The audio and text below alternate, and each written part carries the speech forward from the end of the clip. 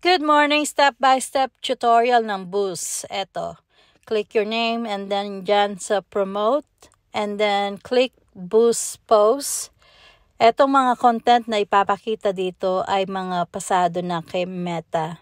Ang suggestion ko lang, piliin nyo yung may mataas na engagement na. Katulad nito, tandaan nyo yan, meron siyang mataas na engagement. So, promote. Tapos, hindi ko siya makita. So, ang ginawa ko, hinanap ko na lang dyan sa wall ko. Kasi, kakapost ko lang yan either last week.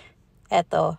So, ano ba tong post na to? Ito ay about real talk about promote. So, nagkaroon siya ng 3,578 and post engagement 348. Screenshot nyo, pa-frame nyo para makita nyo na yan ang meron kayo 3,578 para pag nakita nyo yung result ng ibuboost nyo, maiko-compara nyo siya.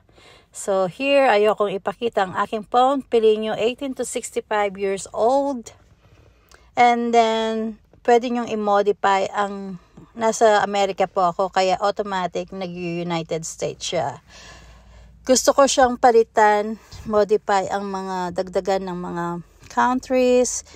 Hindi nyo kailangan tong gawin. Pag hindi nyo to ginawa, hindi nyo na ang gawin yung i-click nyo yung true target. Pero dahil nga minodify ko siya, nang dinagdagan ko ng mga country, mga ibang bansa na feeling ko mas marami siyang maaabot ng mga Pilipino. So, make sure nyo na i-save nyo yan. So, kung nag-modify kayo ng country, nagdagdag ka kayo ng mga country, make sure you save your audience and then save this country also. Para make sure na hindi siya mabubura. Alright, and then ano pa ang boost post? Ang boost post ay yung ipapakita ni Meta ang inyong content sa mas maraming mga manonood. Magkakaroon kayo ng mas maraming engagement. Katulad yan, save audience, boost post now.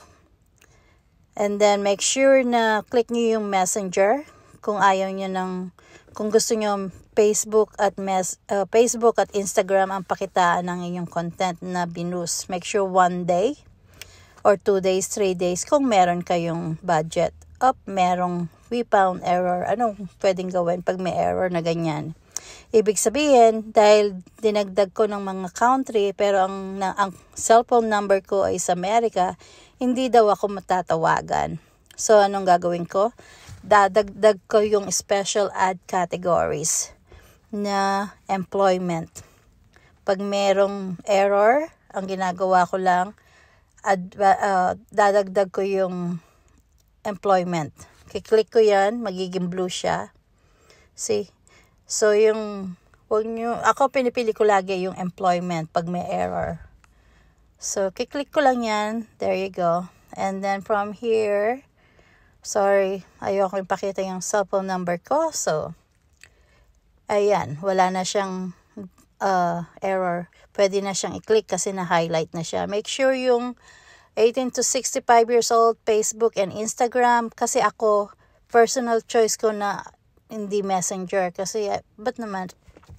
Tapos, dahil itong ginawa ko lang for tutorial purposes, ginawa ko siyang 1 day. 1 day lang. 60 pesos. Tapos, 18 to 65 years old.